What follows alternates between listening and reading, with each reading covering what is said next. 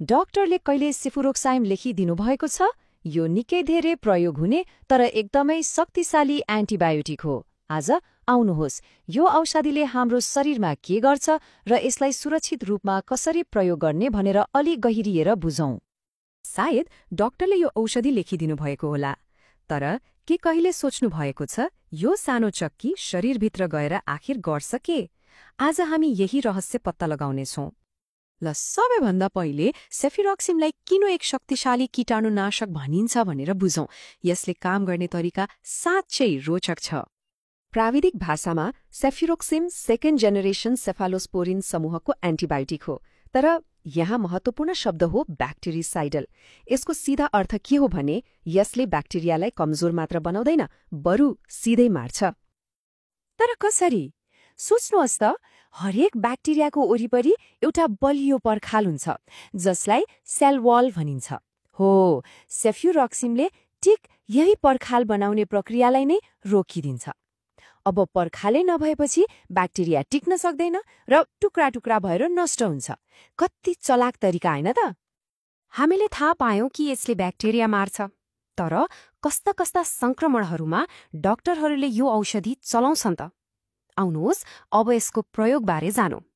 यो औषधि विभिन्न ब्याक्टेरियल संक्रमणहरूमा काम लाग्छ, जस्तै खोकी र सास फेर्न गाह्रो हुने ब्रोन्काइटिस वा निमोनिया, घाँटी दुख्ने टन्सिलाइटिस वा नाक बन्द हुने साइनसाइटिस।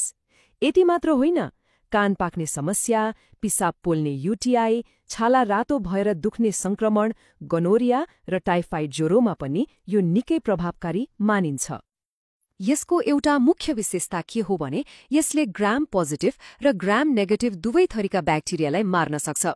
यो अलि प्राविधिक सुनिएला, तर सरल भाषामा भन्नुपर्दा यसले धेरै किसिमका कीटाणुहरूमाथि एकैसाथ काम गर्छ। त्यसैले त डाक्टरहरूले विभिन्न संक्रमणका लागि यसमाथि विश्वास गर्छन्।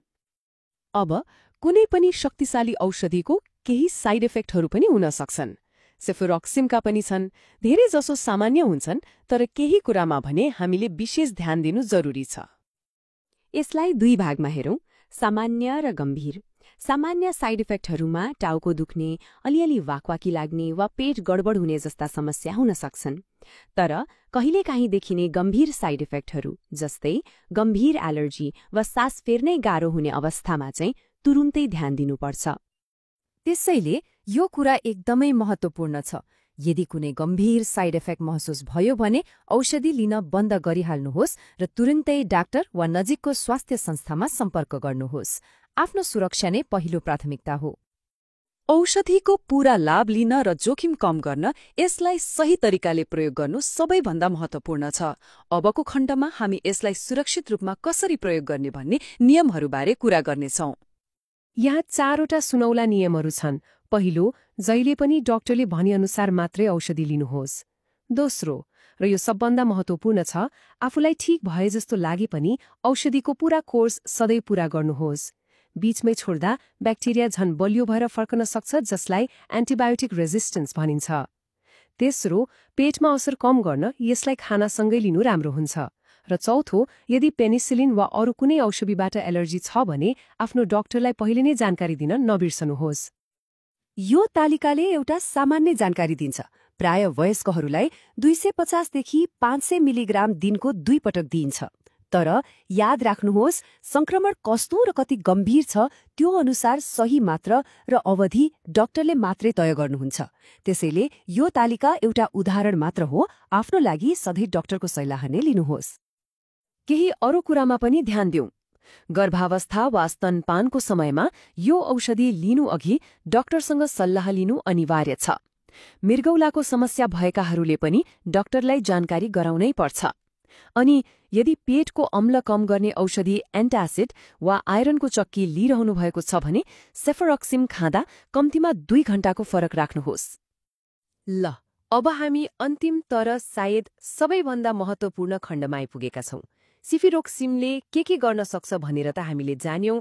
अब यसले के गर्न सक्दैन भनेर बुझ्नु पनि उत्तिकै जरुरी छ। यो कुरालाई एकदमै ध्यान दिएर सुन्नुहोला।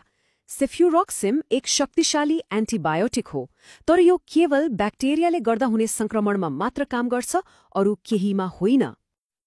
यो स्लाइडले कुरालाई अझै स्पष्ट पार्छ।